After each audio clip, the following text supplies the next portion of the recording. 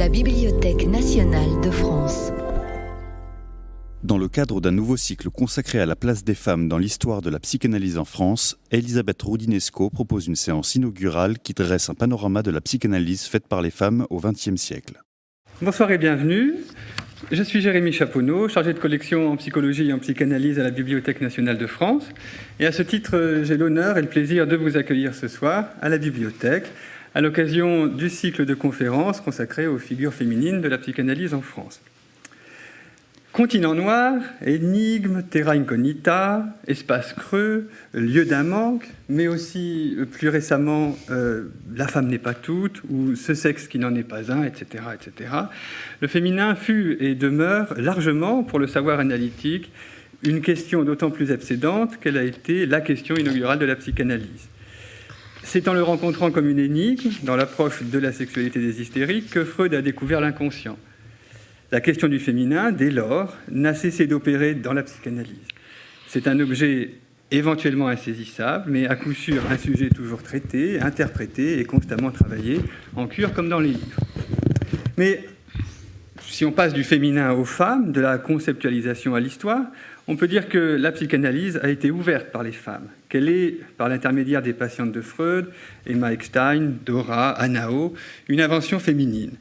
Cette naissance de la psychanalyse est aujourd'hui bien connue et étudiée, mais il y a plus. Dès ses débuts, la psychanalyse a été faite par des femmes autour de Freud, à Vienne et en Europe centrale. Lou Andrea Salomé, Hélène Deutsch, Mélanie Klein, Anna Freud par exemple, ont joué un rôle dans les orientations de la nouvelle discipline. Leur part dans les histoires de la psychanalyse a souvent été minorée. Il faut dire que les femmes analystes ont longtemps été confinées à la clinique et à la psychanalyse des enfants. Loin, en apparence, de la voie royale de la théorie.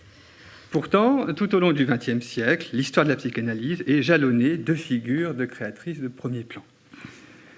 Le bouillonnement actuel autour de la place des femmes dans l'histoire et dans la société est l'occasion, sinon d'une réévaluation, du moins d'un rééquilibrage du discours historique sur les femmes dans tous les domaines. Concernant l'histoire de la psychanalyse, ce rééquilibrage est en cours depuis le début des années 2000. Sans pouvoir citer toutes les contributions sur la place des femmes dans l'histoire de la psychanalyse, il faut mentionner les premières recherches en France d'Elisabeth Roudinesco, de Sophie Demy-Jelamélor. À la faveur des travaux actuels sur le genre et des nouvelles configurations du féminisme, un regain historiographique est perceptible. Colloque annuel de l'École de la cause freudienne en 2019, séminaire sur les femmes psychanalystes autour de Freud à l'Association internationale Interaction de la psychanalyse, volume important sur le MLF et le groupe Psychanalyse et politique en 2018.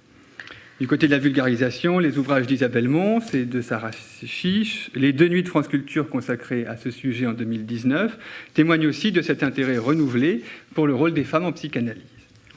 C'est dans ce contexte que s'inscrit le cycle de conférences que nous ouvrons ce soir. La Bibliothèque nationale de France est par nature la gardienne des archives de l'esprit, de la vie intellectuelle de la nation. Certes, longtemps, le seul fonds de psychanalyse conservé à la BNF a été celui de Marie Bonaparte. Mais depuis 2014, plusieurs dons témoignent d'un intérêt croissant de la Bibliothèque pour la psychanalyse et des psychanalystes pour la bibliothèque. Fonds Rosolato, archives d'André Green, papier de Serge Tisseron. Mais surtout, vous trouverez ici, grâce au dépôt légal, l'intégralité, sans presque aucune exception, de l'œuvre imprimée de toutes les psychanalystes françaises ayant vécu, vivantes ou à venir. Mais si cette maison, la BNF, est un conservatoire, elle n'est pas un catafalque. Des événements, comme ceux de ce soir, des publications sur nos carnets de recherche ou sur Gallica, visent à rendre vivantes les collections conservées dans nos murs, à la vivifier au contact de la recherche en train de se faire ou des questionnements actuels. C'est dans cette perspective que nous avons conçu le cycle Figures féminines de la psychanalyse. Chaque séance, sauf la première, consistera en une présentation de la vie et de l'œuvre d'une psychanalyste française, faite par un historien ou un psychanalyste. Marie Bonaparte, Françoise Dolto, Maud Manoni, Joyce McDougall, et pour finir, les psychanalystes à l'origine du MLF. Certes, on pourra nous reprocher d'avoir privilégié telle ou telle figure au détriment de telle autre, ou c'est si fréquent d'avoir oublié d'inviter tel ou tel conférencier ou tel courant psychanalytique. Croyez bien que laisser dans l'ombre Sophie Morgenstern ou Pierre Aulagnier ou se résigner à ne pas inviter tel ou tel spécialiste n'a pas été facile. Et cependant, Chemin faisant, à saut et à gambade, nos 6 rendez-vous dessineront, tout imparfait que soit le programme, une histoire du mouvement freudien en France, en même temps qu'une réflexion faite à la lumière de l'histoire sur ce qu'aujourd'hui la psychanalyse, qu'on la juge menacée ou non, peut apporter ou non à l'émancipation des femmes. Avant d'introduire à la conférence de ce soir, je voudrais terminer cette présentation en remerciant l'ensemble des personnes qui ont participé à l'élaboration de ce cycle. C'est assez rare pour ne pas le dire. Contrairement à d'autres événements, les circonstances sanitaires n'ont pas perturbé l'organisation de cette manifestation. Une Bonaparte, une autre, dirait « pourvu que ça dure ». Cela est peut-être dû à l'efficacité discrète du service des manifestations, en la personne de Richard Daho et de l'ensemble des techniciens, ainsi que des agents de la délégation à la communication, que je remercie chaleureusement. Je me remercie également Fabien Plazanet, directeur du département Philosophie, Histoire et Sciences de l'Homme, Lucie Maillan, chef du service Philosophie, qui dès l'hiver 2020 m'a poussé à réfléchir à ce cycle avec sa stimulante énergie, Sylvie Colombani, qui a suivi avec bienveillance l'élaboration du programme, et Éric Mougenot, qui a suivi cette élaboration avec son humour coutumier. Et enfin, l'ensemble des conférenciers qui ont accepté de prendre part à ce cycle. Alors, chère Elisabeth Roudinesco, je ne sais pas s'il était vraiment nécessaire de vous présenter ici, mais c'est pour moi un plaisir que vous voudrez bien me laisser partager. Vous êtes psychanalyste et historienne, vous enseignez à l'École normale supérieure l'histoire de la psychanalyse, dont vous êtes une des grandes spécialistes en France, ce dont témoignent des sommes d'érudition traduites dans le monde entier, comme les 2 tomes de l'histoire de la psychanalyse en France, votre biographie de Lacan, celle de Freud, ou le dictionnaire de la psychanalyse avec Michel Plon en 1997. Vous êtes aussi une ardente défenseur de la psychanalyse, à une époque où celle-ci subit des attaques multiples et continues. En témoigne votre essai « Mais pourquoi tant de haine » en 2010, qui était une vigoureuse réponse au livre noir de la psychanalyse. Mais plus généralement, vous vous élevez contre toutes les formes d'identification identitaire et d'assignation au repli sur soi dont l'époque vous paraît coutumière et dont la psychanalyse elle-même n'est pas indemne. Outre vos fréquentes interventions médiatiques, c'est le sujet de votre dernier ouvrage, Soi-même comme un roi, paru au Seuil en 2020. J'ajoute aussi que vous avez fondé en 2021 avec Olivier Bétourné l'Institut Histoire et Lumière de la Pensée, qui est un institut de recherche et de débat doté d'un prix littéraire et qui a commencé à travailler à partir de l'année dernière. J'ajoute enfin que votre intérêt pour l'histoire de la psychanalyse faite par les femmes est ancien. Dès 1997, dans un article important pour la revue 1900, vous vous intéressiez à l'histoire des premières femmes psychanalystes. Dans un article consacré au 2e sexe à l'épreuve de la psychanalyste, en 2011, dans L'homme et la société, vous avez aussi replacé dans le contexte psychanalytique du milieu du XXe siècle l'œuvre de Simone de Beauvoir, dont d'une façon ou d'une autre, il sera, je crois, un peu question dans la conférence que vous allez donner ce soir, sur les femmes dans l'histoire de la psychanalyse en France, les enfants, la sexualité et les courants. Merci beaucoup de m'avoir invité à cette conférence inaugurale. J'ai vraiment essayé d'être exhaustive, donc je vais un petit peu supprimer certains passages pour tenir en 1h10 à peu près, j'ai chronométré, parce qu'en fait, c'est long de recenser les femmes qui ont compté, et notamment, je vais insister sur celles dont on ne parlera pas après. Alors, à la fin du 19e siècle, au moment de la naissance de la psychanalyse, les femmes n'étaient présentes dans l'histoire des disciplines psychopathologiques qu'au titre de patientes. Femmes folles, hystériques, soignées à la Salpêtrière ou dans les divers asiles d'Europe, puis écoutées à Vienne par les premiers psychanalystes, notamment Joseph Breuer et Freud, dans le secret d'un cabinet médical. Le féminin était alors assimilable à un corps enfermé dans des contraintes et des convulsions, et ce corps se mettait à parler soit dans les cris des femmes du peuple comme à la Salpêtrière, soit dans les aveux des femmes de la bourgeoisie à Vienne. 2 scènes donc différentes. À cet égard, il existe une différence radicale entre l'hystérie des femmes du peuple, montrée et exhibée sur une scène publique par Charcot, et l'hystérie des femmes de la bourgeoisie. Ces femmes étaient des anonymes, connus par les prénoms que leur donnaient les médecins, qui écrivaient leur cas. Augustine, Anao et Miphon N.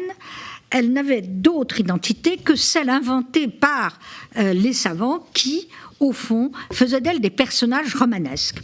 Et il fallut attendre les travaux de l'historiographie moderne dans les années 1960 pour que leur véritable nom soit enfin connu et qu'on puisse comparer leur destin à celui de leur hologramme, si je puis dire, parce qu'il fallait comparer les deux types de récits. Par certains côtés, les premières femmes psychanalystes furent les héritières de ces patientes. Parce qu'elles étaient tantôt des anciennes patientes devenues psychanalystes, ou des épouses ou des enfants des premiers psychanalystes, ou encore des femmes seules, marquées par un destin tragique, psychose, assassinats, suicides, violences diverses. Leur souffrance et leur volonté de se faire reconnaître exprimaient une protestation et une révolte contre leurs conditions au sein de la société occidentale de la fin du siècle. On connaît aujourd'hui la liste exhaustive des femmes membres de la première société psychanalytique, celle de Vienne, fondée par Freud, et qui a duré de 1907 à 1938. Elle en compte 42, sur un total de 147, parmi lesquelles les plus célèbres, Anna Freud, Lou Andrea Salomé, Hélène Deutsch, Hermine von Hugelmott et Sabina Spielrein. C'est avec la deuxième génération mondiale, née après 1880, que les femmes psychanalystes commencèrent à avoir un vrai statut, au point, pour certaines, de devenir chefs d'école ou d'avoir un rôle de pionnière dans leurs pays respectifs. D'autant que la création par Freud et Ferenczi en 1910 de l'Internationale psychanalytique, IPA, qu'on appelle IPA, International Psychoanalytical Association, donnait un essor important au mouvement en rassemblant toutes les associations autour de règles communes. Ces femmes devinrent psychanalystes non pas comme des anciennes patientes, cette deuxième génération, mais avec l'idée d'occuper une place en tant que professionnelles. Elles étaient en général issues d'un milieu aisé ou cultivé, purent accéder à des études de médecine, de pédagogie ou de littérature, sans pour autant obtenir des diplômes et des titres de haut niveau comme leurs homologues masculins. Elles ne s'émancipèrent pas grâce à leur entrée dans la psychanalyse, mais par leur engagement dans des études. Parmi elles, la première fut Anna Freud, la fille du père fondateur. Vinrent ensuite Hélène Deutsch, Marie Bonaparte, Ruth Mark Bruchfin, Jeanne Lambdegroup, etc. Originaires de différents pays, Allemagne, États-Unis, Pays-Bas, France, elles se rendirent à Vienne pour être analysées par Freud ou faire partie de son cercle. Elles suivirent donc le même itinéraire que les hommes de la deuxième génération. Elles rencontrèrent Freud à partir de 1920, après la Deuxième Guerre mondiale, puis jouèrent un rôle déterminant dans le mouvement psychanalytique, soit en s'orientant vers la psychanalyse des enfants, soit en occupant des fonctions politiques dans les institutions freudiennes. Ces femmes formèrent un groupe plus homogène que celle de la première génération. Elles se connaissaient et eurent entre elles de violents conflits, au même titre que les hommes. Ne croyez pas que ça soit moins violent, les querelles d'école entre femmes, qu'entre hommes. D'une manière générale, elles furent moins individualistes, moins marginales et moins hors normes que les femmes de la toute première génération.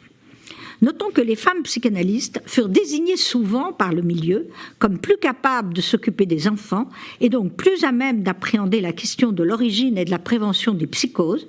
On disait également qu'elles devaient s'intéresser à la question de la sexualité féminine, dont on considérait d'ailleurs, Freud le premier, j'y reviendrai, qu'elles seules pourraient en parler différemment. À cet égard, on peut dire que l'histoire de la psychanalyse et celle du féminisme ne se sont croisées que de façon sporadique, notamment à travers le groupe de Bloomsbury, qui réunissait plusieurs intellectuels à Londres, dont les deux frères Strachey, James et Lighton, et Virginia Woolf. Il existait bien entendu des psychanalystes féministes, mais la conception de la différence des sexes qui opposa très longtemps, l'école viennoise et l'école anglaise montrait bien que la question des femmes dans la société était abordée par le mouvement psychanalytique, mais pas de la même façon que dans le féminisme. En gros, l'école viennoise, qui regroupait toutes les femmes élèves de Freud, considérait que la différence anatomique des sexes devait être pensée en termes de monisme, c'est-à-dire de construction, éloignée de la différence naturelle des sexes. On parlerait aujourd'hui de genre. Une seule libido unique, d'essence mâle, une libido de domination, définirait la sexualité en général, qu'elle soit féminine ou masculine. de cette conception, dite phallocentriste, la puissance phallique, là je parle de la théorie, étant exercée autant par les femmes que par les hommes, de la différence des sexes fut critiquée à partir de 1920 par l'école anglaise, incarnée par Jones et Mélanie Klein. Elle opposait au monisme freudien un dualisme de type naturaliste, selon lequel il y aurait deux libidos, l'une féminine, l'autre masculine. C'est de son courant qu'il faut placer les discussions autour du féminisme. J'y reviendrai en parlant de Simone de Beauvoir. Cela dit, la psychanalyse comme le féminisme ont une histoire commune avec celle du socialisme, du sionisme. Elle prône l'émancipation, la sortie des vieux idéaux communautaristes et se veulent universels. Égalité des sexes, fuse dans la différence, émancipation des peuples, socialisme, sortie du ghetto pour les juifs comme réponse à l'antisémitisme. Certes, beaucoup d'hommes s'intéressaient à l'enfance depuis les débuts du mouvement à Vienne, mais c'est tout de même après la Deuxième Guerre mondiale qu'il y eut une inversion des rôles en fonction de cette différence. Les femmes devinrent alors plus généralistes et les hommes purent devenir des psychanalystes d'enfants, comme en témoigne l'itinéraire de Donald Woods Winnicott ou de John Bowlby, grand psychanalyste d'enfants, mais génération ultérieure. Les premières femmes psychanalystes en France, citons d'abord Eugénie Sokolnika et Sophie Morgenstern. Première génération française, on se décale par rapport aux générations mondiales. Les deux premières psychanalystes d'enfants en France, toutes deux, passèrent par la clinique du Burgosli, toutes deux juives immigrées, par la clinique du Burgosli de Zurich, haut lieu du traitement de la folie en Europe, fondé par Auguste Forel, repris par Bleuler, où officiait Carl Gustav Jung.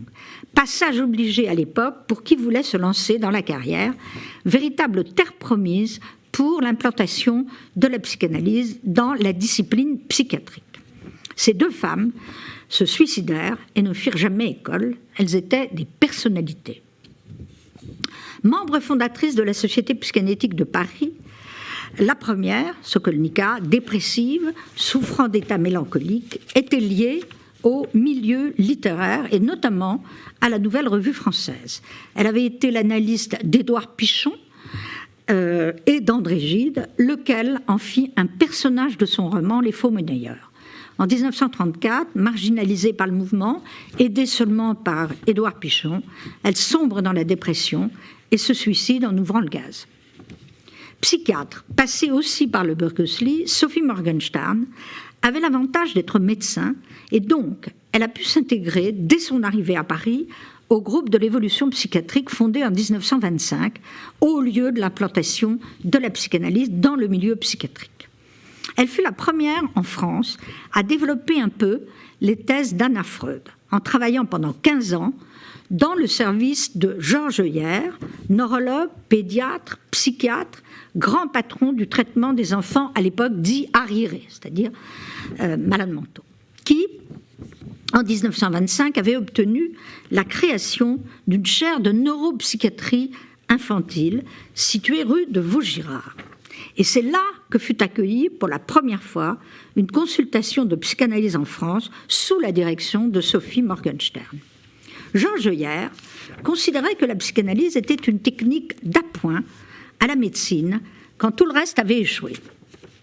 Morgenstern fut l'amie de Françoise Dolto, qui la considérait comme sa principale inspiratrice. En 1937, elle a publié un premier livre sur cette question, Psychanalyse infantile, préfacé par Georges Heuyer. Il était dédié à la mémoire de son unique fille, Laure, morte des suites d'une opération chirurgicale. Sophie Morgenstern ne se remit jamais de cette perte. Le jour de l'arrivée des nazis à Paris, 16 juin 1940, elle décida, comme d'autres juifs émigrés, de se donner la mort. Ce suicide ne fut pas mentionné dans la notice officielle que lui consacra Georges Parcheminet dans l'évolution psychiatrique, de même qu'était bannie de l'article toute référence à sa judéité. L'auteur mentionnait simplement que cette femme d'origine polonaise s'était éteinte tranquillement à Paris après avoir perdu accidentellement sa fille. Je m'occupe à chaque fois de l'historiographie, c'est-à-dire comment le mouvement psychanalytique occulte lui-même la vérité de son histoire. Comme on le voit, il n'y eut jamais en France l'équivalent de Mélanie Klein, contemporaine de Marie Bonaparte, née à Vienne, émigrée à Londres en 1924, la seule qui élabora un véritable système de pensée capable de rénover le premier freudisme, ce que fera Lacan après elle. Elle fut soutenue par Ernest Jones contre Freud et elle fut la véritable fondatrice à partir de 1925 de l'école anglaise de psychanalyse. Notons que parmi toutes ces femmes, il y eut également des morts violentes par suicide, un peu plus que chez les hommes de la même génération, ce qui semble être une constante, au même titre que les états mélancoliques ou dépressifs. D'une manière générale, ces femmes connurent une enfance difficile, eurent des relations troublées avec leur mère, à l'exception de Anna Freud, Karen Horney ou Ginny Aubry et de quelques autres. En s'engageant dans la psychanalyse, elles cherchèrent autant à exister professionnellement qu'à réparer les malheurs d'une vie.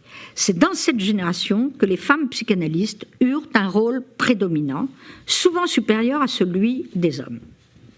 On sait en effet que la principale querelle qui divisa le mouvement psychanalytique durant l'entre-deux-guerres opposa deux femmes, toutes deux chefs d'école. Anna Freud, école viennoise, Mélanie Klein, école anglaise. Quant à la querelle elle-même, elle avait pour objet des questions liées à la féminité, d'une part, qu'est-ce que la sexualité féminine, à la maternité et à l'infantile, d'autre part, relation archaïque à la mère, place de l'analyse des enfants. Ça, du côté de Mélanie Klein. Ainsi, le féminin sous toutes ses formes et dans tous ses états fut-il l'enjeu principal d'une expansion de la psychanalyse qui prit l'allure d'une défaite de l'imago paternel sur fond de déclin de la famille patriarcale. Revenons à la France, où les femmes psychanalystes furent plutôt des individualistes que des chefs d'école, au sens de l'invention d'un système de pensée. À l'exception de Ginny Aubry, aucune des femmes psychanalystes de ces deux générations françaises n'eurent de diplôme de haut niveau semblable à ceux des hommes. Aucun grand titre hospitalo-universitaire, aucune ne pourra devenir chef de service ou grand patron. Aucune n'aura de thèse permettant d'entrer dans une carrière de chercheur. On peut dire d'ailleurs que les femmes furent plus favorables que les hommes à la pratique de l'analyse profane, pratiquée par des non-médecins, ça s'explique, du fait qu'elles n'accédaient moins à des études médicales. Marie Bonaparte occupa une place considérable. Elle va faire l'objet ici d'une des conférences, mais je rappelle brièvement son destin en soulignant qu'il y a à ce jour qu'une seule biographie, celle de Célia Bertin, dont Benoît Jacot s'est inspiré pour son film avec Catherine Deneuve. Fille de Roland Bonaparte, lui-même petit-fils de Lucien, frère de l'empereur, Marie Bonaparte était donc l'arrière-petite-nièce de Napoléon. Sa mère mourut à sa naissance et elle connut une enfance et une adolescence absolument tragiques. Élevée par son père, qui ne s'intéressait qu'à ses activités d'anthropologue, et par sa grand-mère paternelle, véritable tyran domestique, elle était en réalité un personnage romanesque. Son mariage arrangé avec le prince Georges de Grèce, un homosexuel conformiste, fidèle, une altesse royale, comblé d'honneur et de célébrité, mais toujours hanté par la quête d'une noble cause et surtout par le problème de sa frigidité. Je passe parce que je pense qu'on y reviendra. Elle était aussi la traductrice infatigable avec Anne Bernam de l'œuvre freudienne. Elle a organisé le mouvement français, elle l'a financé de ses deniers, elle a consacré sa vie à la psychanalyse avec un enthousiasme et un courage que lui enviaient tous ses contemporains. Elle lutta en faveur de l'analyse profane et alors même qu'elle était fascinée par la médecine, la biologie et la possible résolution des problèmes sexuels par la chirurgie.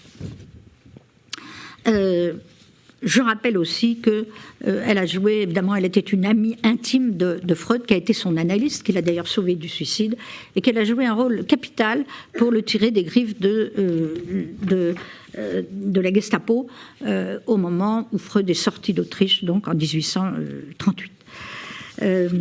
Il faut maintenant aborder les autres figures féminines de la psychanalyse en France. Celle de la troisième génération française, contemporaine donc de Sacha Nast, Daniel Lagache et Jacques Lacan, nés au début du XXe siècle.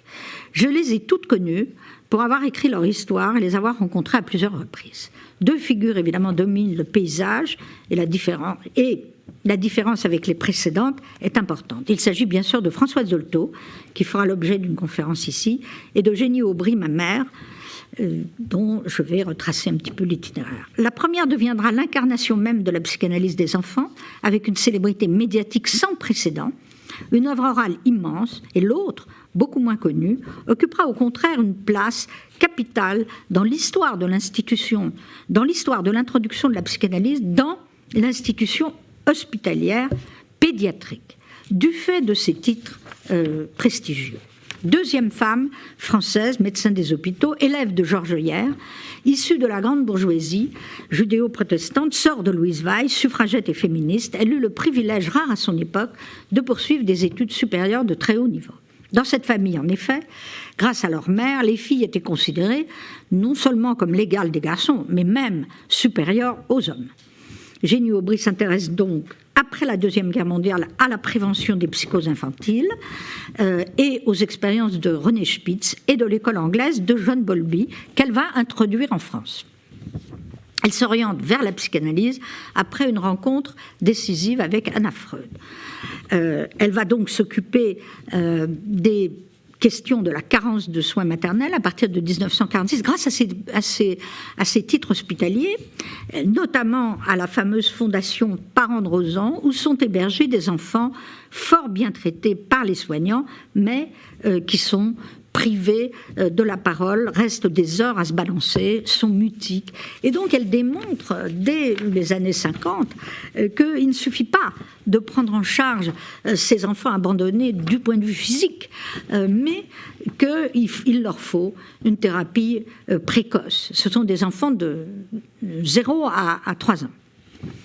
Étendant ensuite son activité de prévention au domaine des handicaps scolaires, elle va développer une thérapeutique de masse dans les écoles maternelles du 18e arrondissement de Paris, avec une équipe travaillant dans le cadre de la polyclinique du boulevard Ney, qui porte aujourd'hui son nom, avec une équipe majoritairement composée de femmes psychanalystes qu'elle va former. Eugénie Aubry, comme Françoise Dolto, seront amies de Jacques Lacan, c'est la même génération, le même âge, le suivront dans la fameuse scission de 1953, puis en 1963 dans la fondation de l'école freudienne de Paris. Donc ces deux femmes qui occupent cette place capitale sont en réalité, sans être lacaniennes au sens d'élèves, puisqu'elles sont de la même génération, mais évidemment proches de la rénovation lacanienne. Dolto a un parcours atypique, on en reparlera. Elle est analysée par René Laforgue, élève d'Édouard Pichon, issue donc d'une famille catholique d'Action française, le contraire d'Eugénie Aubry, médecin, mais n'ayant pas pu acquérir des titres hospitalo-universitaires réservés aux hommes. Elle reste, comme je l'ai dit, la figure la plus populaire de la psychanalyse. Ses prises de position en faveur d'une pédagogie de masse, son adhésion à la foi chrétienne et enfin sa croisade à la fin de sa vie, à partir de 1979, en faveur de la création de maisons vertes destinées à accueillir des enfants de moins de 3 ans, accompagnés de leurs parents, firent d'elle un personnage échappant à tout manichéiste. Et pourtant, elle fut détestée par des détracteurs qui la rendirent responsable de son vivant et post-mortem d'un abaissement des valeurs de la puissance parentale et scolaire, voire de la crise des banlieues. Quant à ses idolâtres, ils ne cessent aujourd'hui de la sanctifier en donnant d'elle une image qui n'est pas à la hauteur exacte de ce qu'elle fut.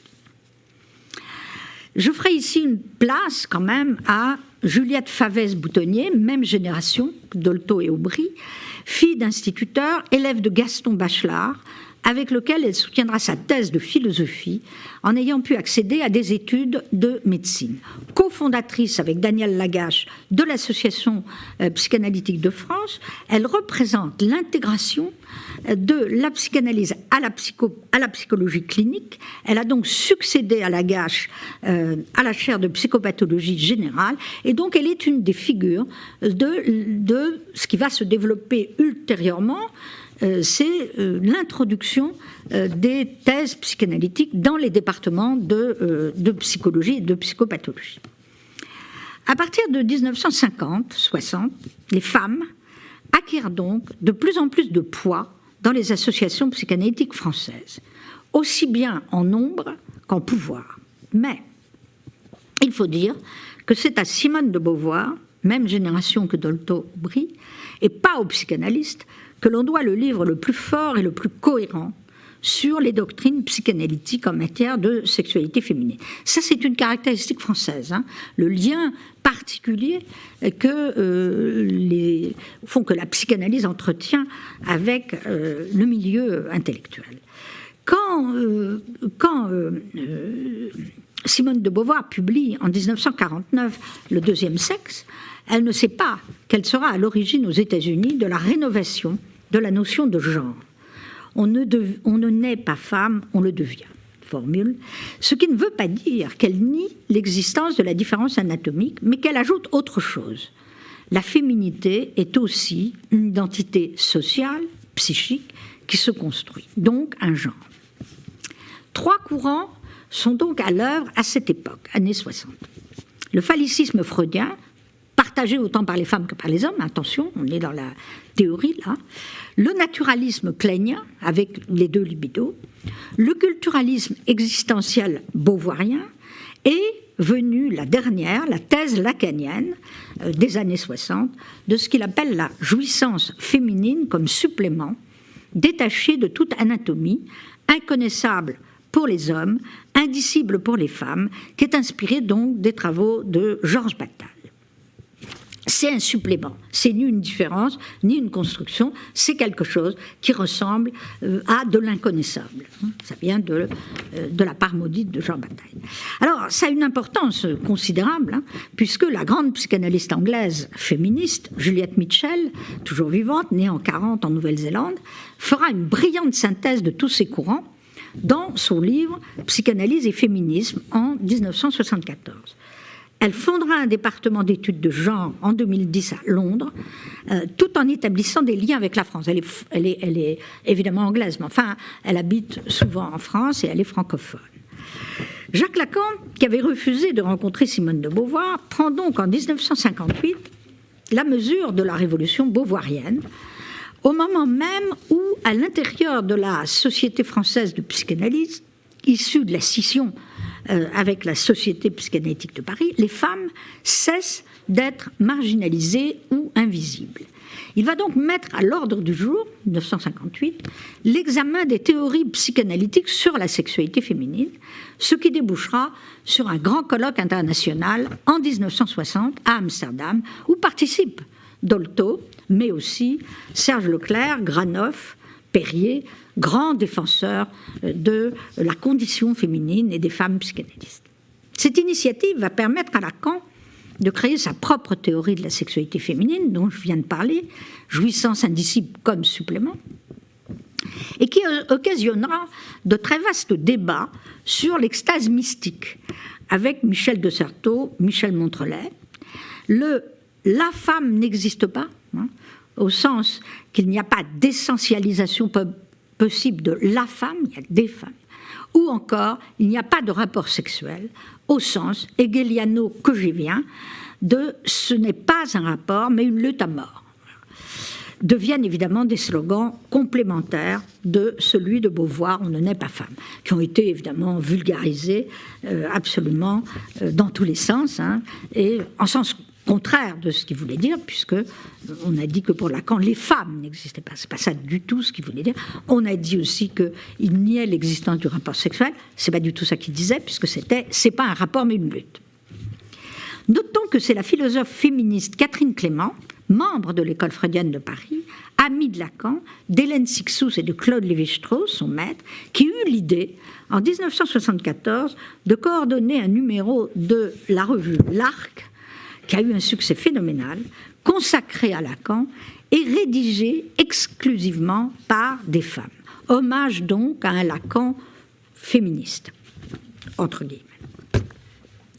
C'est vers 1960 que le mouvement psychanalytique français s'intéresse pour de bon à ce qui se passe dans le monde anglophone, avec toujours un retard, hein, comme toujours, un retard de 20 ans.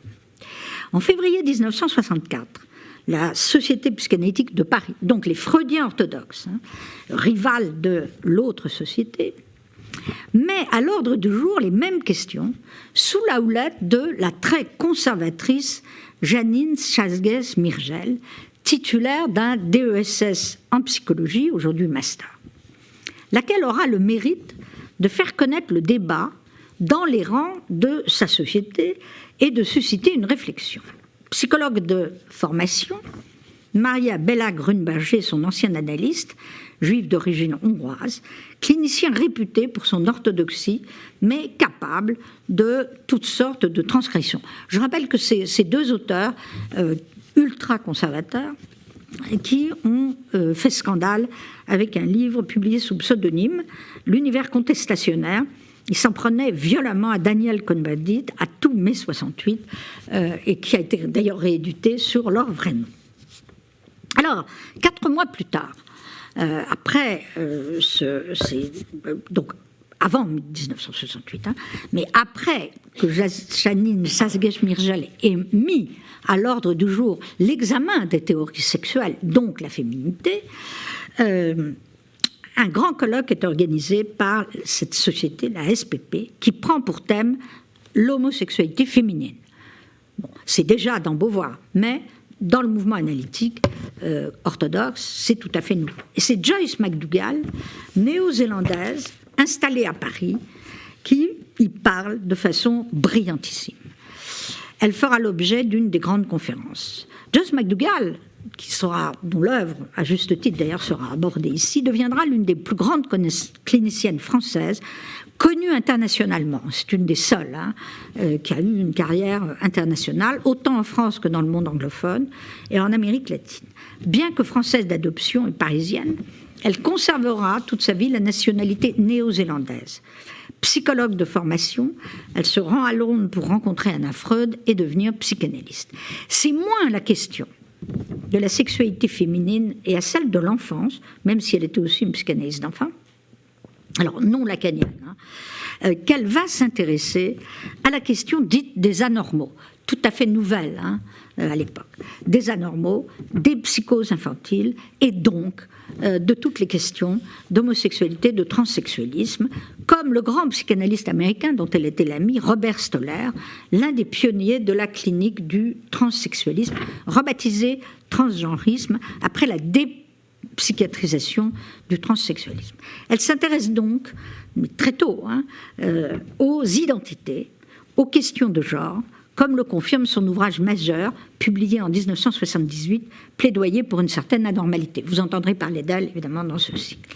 Elle fait donc partie de cette 3e génération psychanalytique française, après Dolto, Lagache, Lacan, née entre 1920 et 1935, celle où se forment les figures féminines les plus intéressantes du mouvement psychanalytique français. Elles ont comme point commun une formidable indépendance envers les associations psychanalytiques auxquelles elles appartiennent ou non. Et si elles ne font pas école au sens de Mélanie Klein, elles transmettent une clinique et un savoir inspirés par les meilleurs créateurs de doctrine, Winnicott, Freud, Ferenczi, Klein, évidemment, et les culturalistes américains. On retrouve ici pêle-mêle Maud Manoni, qui fera l'objet d'une conférence, Gisela Pankov, dont je vais vous parler, et Lucie Irigaray, qui est encore vivante. Lucie Irigaray, née en 1930 en Belgique, célèbre dans le monde anglophone, inconnue à ce jour, très inconnue aujourd'hui dans le monde francophone. Elle va être membre de l'école freudienne de Paris, fondée donc par Jacques Lacan, linguiste et philosophe proche de Jacques Derrida et engagée dans le MLF, Mouvement de libération des femmes. Titulaire d'une thèse d'État sur l'écriture féminine, inspiratrice de Judith Butler. Elle va soutenir l'idée que la féminité serait traditionnellement et métaphysiquement définie comme l'autre du patriarcat et que sa libération passerait par une redéfinition du féminin à partir de lui-même et non par une abolition de la différence sexuelle qui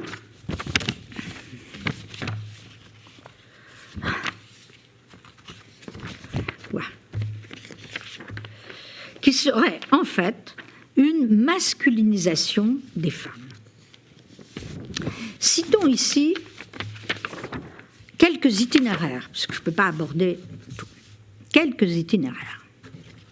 Ginette Rimbaud, médecin, pédiatre, élève d'Eugénie Aubry, s'occupe des enfants atteints de maladies mortelles, donc une hospitalière. Anglophone, ayant travaillé avec Michael Balint, elle importera les thèses de Balint en France pour les relations entre médecins et psychanalystes, ce qu'on appelle les groupes Balint. Donc très grand rôle hospitalier à la suite donc de Eugénie Aubry, notamment aux enfants malades, pour les maladies, essentiellement pour l'intervention du travail psychanalytique auprès d'enfants voués à la mort la plupart du temps, c'est-à-dire l'incurabilité avec des enfants atteints de maladies incurables. De son côté, Pierre Aulagnier, d'origine italienne, analysé par Lacan, psychiatre, spécialiste de l'approche des psychoses, a été la cofondatrice de l'organisation psychanalytique de langue française, c'est-à-dire 4e groupe, issu d'une scission avec l'école freudienne de Paris, créatrice de la revue Topic. Alors, Pierre Aulagnier était la femme, la compagne en tout cas, du philosophe Castoriadis. Son rôle est important, mais là, elle n'est ni spécialisée dans l'approche des enfants, ni dans la question de la sexualité féminine. Elle occupe une place, je dirais, classique, de spécialistes essentiellement des psychoses. Donc exactement comme les homologues masculins. Dans ces années-là, où les hommes deviennent donc aussi des psychanalystes d'enfants, les femmes des psychanalystes généralistes, on assiste à une sorte d'égalité. Une sorte d'égalité. Quant à Anne Listern, personnage hors norme, rescapée des camps, fille du psychanalyste allemand Henri Stern, élève d'Eugénie Aubry, analysée par Serge Leclerc, membre de l'école freudienne de Paris, lacanienne, elle a joué un rôle de vigie dans l'histoire du mouvement psychanalytique en rappelant en permanence l'importance de l'histoire de la déportation et du nazisme dans celle de la psychanalyse.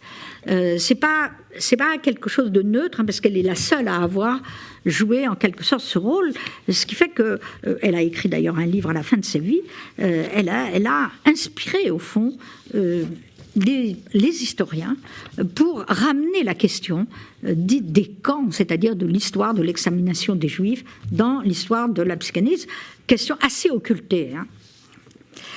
Autre figure importante, féministe belge, linguiste, militante d'extrême gauche, analysée au sein de la Société psychanalytique de Paris, Marie-Claire Bouns, amie d'Alain Badiou, du groupe tel quel, très implantée dans les revues d'avant-garde, amie de René Major et de Jacques Derrida, de toutes les aventures intellectuelles françaises, va contribuer surtout à réunir des psychanalystes d'écoles opposées. Elle s'intéresse à la manière de pratiquer des cures clandestines dans des pays de dictature. Elle a écrit de très beaux textes. Comment analyser un militant, on en a eu, un militant latino-américain, par exemple, sous la dictature en Amérique latine. Elle parlait 3 langues et elle pratiquait l'analyse en Amérique latine. En témoigne la publication de son fameux cas de guérillero, que je vous engage à lire, quand un analyste rencontre un guérillero, fusil et divan, publié en 1975. Mentionnons ici Marguerite Derrida, clinicienne, analysée par Joyce McDougall, principale traductrice des œuvres de Mélanie Klein en français. Et enfin, Antoinette Fouque, fondatrice des éditions des femmes et du groupe Psychanalyse et politique, féministe antiféministe, c'est-à-dire anti-beauvoirienne, marquée par les travaux de Lacan, son analyste, liée à Derrida et à Hélène Cixous. Analysée par Lacan et par Grunberger, on ne peut pas faire plus contradictoire, amie de Serge Leclerc, anti-beauvoirienne de choc. Douée d'un vrai talent d'organisatrice, d'un véritable amour pour l'histoire des femmes, elle songeait à occuper une place centrale au sein du mouvement de libération des femmes, détestées naturellement par les autres. Je ne vous cache pas que toutes ces femmes se détestaient entre elles, avaient des conflits absolument identiques à ceux des hommes entre eux, donc ce n'est pas du tout des pacifistes. Hein. Il n'y a pas de pacifisme féminin, contrairement à ce qu'on peut dire. Dès qu'elles prennent une véritable émancipation, elles deviennent absolument comme les hommes. Hein. C'est ça l'égalité d'ailleurs. Elle a participé aux côtés de la romancière Monique Witting à un mouvement lié au lesbianisme radical. 3 des femmes de la 3e génération française sont inséparables de l'itinéraire de leurs compagnons. Ça, c'est intéressant, hein, les couples de psychanalystes. Soit par le nom, soit par l'œuvre. Alors, je vais en parler. Hein. Maria Torok avec Nicolas Abraham, puis Nicolas Rand, son neveu. Maud Manoni et Octave Manoni, qui va porter d'ailleurs le nom d'Octave. Pierre Aulagnier, comme je l'ai dit, avec Cornelius Castoriadis. Et enfin, Marguerite Derrida avec Jacques Derrida. Grande figure de la psychanalyse en France, connue dans le monde entier, et notamment en Amérique latine, Maud Manoni, dont l'itinéraire sera évoqué dans ce cycle, fut la plus engagée politiquement contre le colonialisme. Signataire du manifeste des 121, proche de l'école anglaise, autant de Winnicott que des antipsychiatres Ronald Ling et David Cooper, élève de Dolto et de Lacan, sans jamais être idolâtre, avec une très grande indépendance, auteur de nombreux ouvrages traduits en plusieurs langues, elle a fondé en 1969 la fameuse école expérimentale de Bonneuil, lieu d'accueil pour les enfants et les adolescents en détresse de 14 à 16 ans. L'expérience s'inspirait en partie de l'antipsychiatrie anglo-saxonne, mais aussi d'une tradition issue à la fois de Makarenko et de Célestin Freinet, avec pour référence majeure la clinique psychanalytique. Peu diplômée, malgré une maîtrise de criminologie et très tardivement une thèse honorifique, elle avait une formation clinique d'une grande solidité qu'elle avait acquis dans l'international psychanalytique, puis avec Lacan, Dolto et Winnicott. Pour les jeunes psychanalystes de la 4e génération et pour les étrangers qui séjournèrent à Bonneuil, l'expérience était très emblématique d'un lacanisme qu'on a appelé à visage humain, ancré dans la contestation de l'ordre établi, ouvert à la vie sociale et à la pluralité doctrinale. Je pense que l'historienne qui viendra ici vous en parlera. Les 2 autres femmes psychanalystes, Gisela Pankov et Maria Torok, ont quelques points communs, dont l'intérêt pour la psychose, voire pour ce qu'on appelait la psychotisation des cures analytiques, courant visant à faire émerger de l'inconscient profond dit archaïque, même chez les névrosés, un noyau traumatique de nature psychotique, un Urbewusst, ou des antécédents généalogiques, source de chaos et de désordre primaire. Auteur de très nombreux livres, Gisela Pankov, allemande d'origine, était une grande clinicienne capable de recevoir à domicile chez elle, non pas en secteur hospitalier, des malades mentaux en état de délire et parfois dangereux. Quant à la deuxième, elle a développé, en s'appuyant sur Sándor Ferenczi et les théories du traumatisme originel, une approche clinique tellement interprétative qu'elle frise le délire. Je passe sur Pankov en notant qu'elle a occupé pendant un demi-siècle une place très originale sur la scène psychanalytique. Elle a poursuivi des études de sciences, mais ne pourra pas, après 1933, les poursuivre à Berlin. Son père est persécuté par les nazis et en 1943, elle poursuit ses études de médecine à Tübingen. Parcours atypique. Et c'est sous l'influence de Romano Guardini, prêtre et théologien, persécuté par les nazis, futur maître à penser de Joseph Ratzinger. Naturalisée française en 1966, décorée de la Légion d'honneur en 1990, qui est rare, en tant qu'ancien médecin spécialiste, amie de Jean Houry, Jean M. et André Bourguignon. Elle animera un séminaire passant de l'hôpital Saint-Antoine à Sainte-Anne, avec un succès phénoménal jusqu'en 1992. Elle a vraiment formé des cliniciens de la psychose. Alors là, il y a plus de... La question ne se pose pas du genre. Ça ne l'intéressait absolument pas. Alors... elle a inventé je passe sur sa formation dans la grande tradition de l'approche allemande des psychoses, elle a inventé une technique de reconstruction du corps vécu par le maniement de ce qu'elle appelait la pâte à modeler, laquelle permettait aux patients d'accéder à des fonctions symbolisantes. Son livre le plus célèbre, L'homme et sa psychose, publié en 1969, est devenu un classique de la littérature psychiatrique et psychanalytique. Après la Deuxième Guerre mondiale, elle est venue à Paris et elle a été membre de la Société française de psychanalyse, absolument inintégrable. Elle a donc quitté cette société. Elle est restée dans une solitude, ne supportant pas l'enfermement dans une société psychanalytique. Mais elle s'est rendue, bien sûr, elle était polyglotte, elle s'est rendue en Australie, puis aux États-Unis, pour travailler comme assistante de recherche à l'Institut de psychiatrie de l'Université de Baltimore.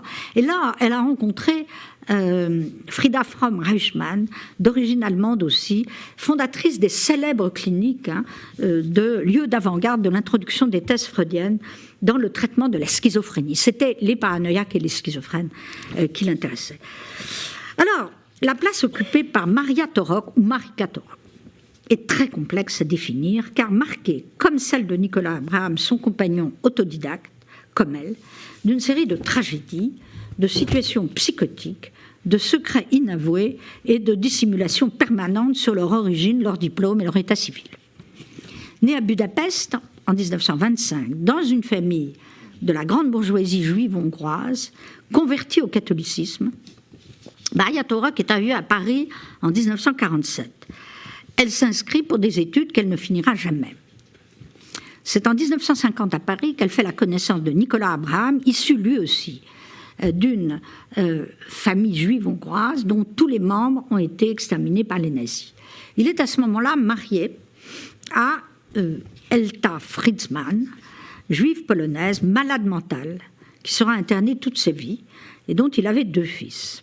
C'est important, hein, les spécialistes de la psychose qui ont des conjoints psychotiques. J'en parle pas beaucoup, mais il y en a, hein, il y en a pas mal, et des enfants psychotiques. L'aîné, André, se suicidera en 1971 après que son père l'eut pris en analyse pour tenter de le sauver de la folie. Quant à la mère de Maria Torok, Alice Torok, atteinte elle aussi de troubles psychiatriques. Elle s'était elle-même suicidée un peu avant en présence du fils d'Abraham qui habitait l'appartement familial. Elle lui avait annoncé qu'elle serait déportée le lendemain et elle se pendit dans la nuit à la poignée d'une fenêtre.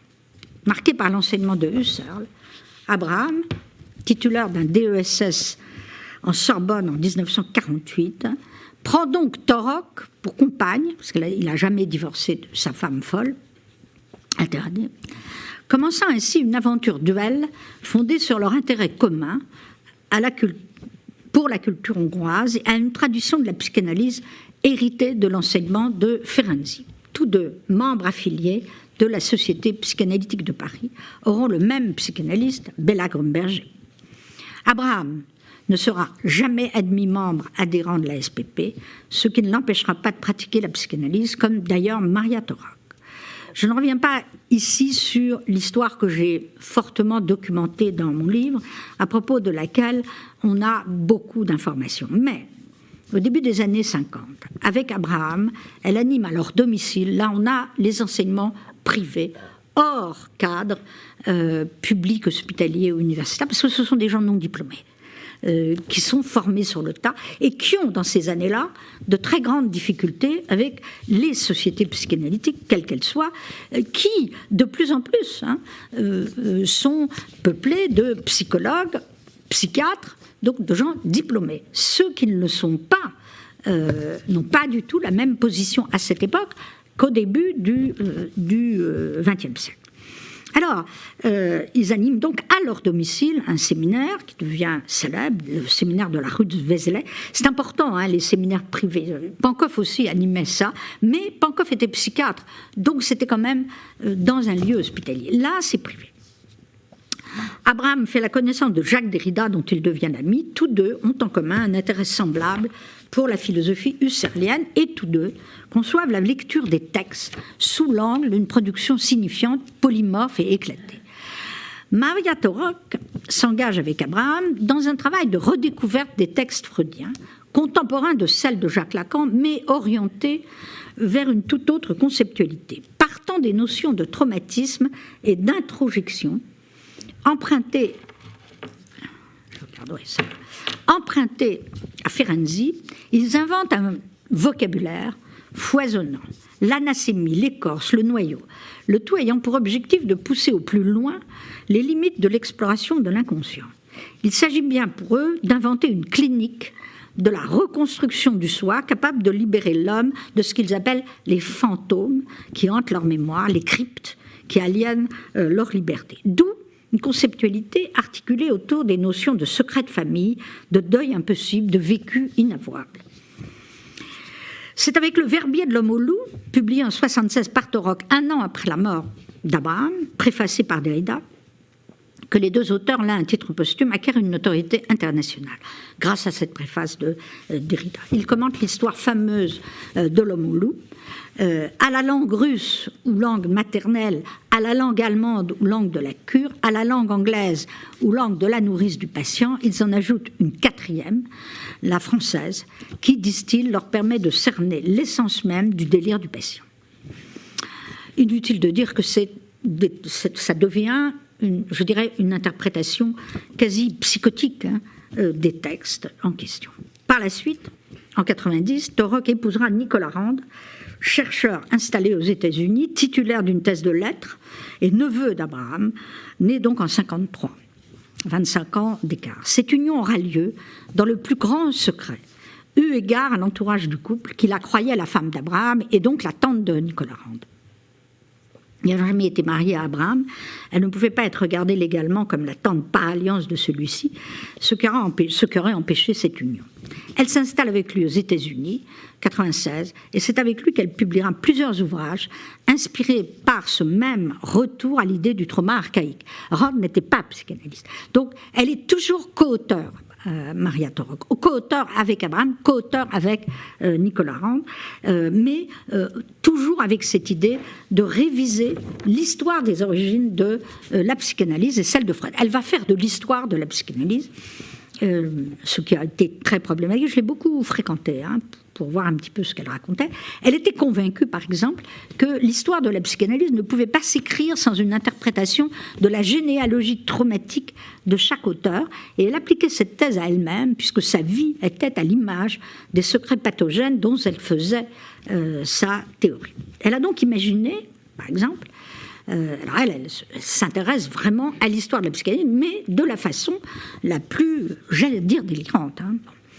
Elle a imaginé, par exemple, que c'est à la suite d'une prétendue catastrophe familiale, l'arrestation dissimulée en 1965 de l'oncle de Freud, Joseph, pour détention de faux billets de banque, suivi d'un emprisonnement qui a été à l'origine de son invention de la psychanalyse. Thèse complètement erronée, puisque rien ne permet de dire une telle chose. Cette affaire n'a jamais été dissimulée, n'a provoqué aucun désastre existentiel dans la vie de Freud, qui fut plutôt sensible au malheur qui frappait sa famille. L'histoire d'un oncle arrêté pour fraude. Ça n'a jamais été un traumatisme en général. Elle a aussi inventé toutes sortes d'histoires inconscientes. Ça, vous retrouverez tout ça dans Questions à Freud aux belles lettres en 1995. Alors, en conclusion, je voudrais maintenant terminer en soulignant à quel point la situation actuelle est différente. Le mouvement psychanalytique français est désormais entièrement féminisé dans les 19 sociétés psychanalytiques, 75 à 80% de femmes, avec une majorité de psychologues titulaires d'un master professionnel obtenu à l'université. Les psychologues sont majoritaires dans la communauté analytique au détriment des psychiatres, des philosophes ou des littéraires. Il y a aujourd'hui en France 13 500 psychiatres, 73 000 psychologues cliniciens, le chiffre a triplé en quelques années, et environ 5 500 psychanalytiques. Donc, psychanalystes. Donc, les femmes sont majoritaires par le biais des études de psychologie et désormais aussi par le biais des études de médecine. Mais la domination psychiatrique est en retrait. La psychiatrie aujourd'hui est dominée par l'approche médicamenteuse. D'après plusieurs statistiques, 4 millions de Français sont en état de souffrance psychique, mais seulement un tiers d'entre eux, dont 70% de femmes, viennent consulter un professionnel des maladies de l'âme. Ce qui veut dire que les femmes restent donc aussi majoritaires parmi les patients soignés comme parmi les professionnels qui s'en occupent. Inutile de dire que ça fait des femmes soignées par des femmes. De nouvelles définitions ont surgi pour qualifier le malaise qui accompagne la crise des sociétés démocratiques, minées par la précarité, l'inégalité sociale, dépression, anxiété, stress, burn-out, troubles du déficit de l'attention, TOC, désordre bipolaire, borderline, dysphorie, addiction. Ces termes englobent ce qu'on appelait autrefois les psychoses, les névroses, l'hystérie, les variations de l'humeur, la mélancolie, les perversions. Aussi bien donc, ces souffrances sont-elles désormais traitées par des psychotropes, prescrites autant par des psychiatres que par des généralistes, anxiolytiques, antidépresseurs, mais elles sont également traitées partout par des thérapies en tout genre qui sont, disons, extérieures à la psychanalyse, donc sophrologie, EMDR, intégration émotionnelle par les mouvements oculaires, magnétiseur, nutritionniste, séances de jeûne et de yoga. En conséquence, la psychanalyse n'est plus une aventure partagée par les hommes et des femmes hors du commun, et pour la plupart des femmes non diplômées ou des peu diplômées, à commencer par Marie Bonaparte, elle s'est entièrement professionnalisée par les diplômes et féminisée. Est-ce un progrès ? Oui. Cela a mis fin, en tous les cas, aux théories misogynes, homophobes, grotesques qui ont été véhiculées par le mouvement psychanalytique. Oui, certainement, mais au prix aussi d'une dissolution de toutes les extravagances que ce mouvement a connues, et notamment par les femmes, qui étaient toutes assez particulières, on parle de personnalité en tout cas en France, et qui faisaient aussi sa richesse, c'est-à-dire ces extravagances de femmes faisaient aussi cette richesse du mouvement. Je vous remercie.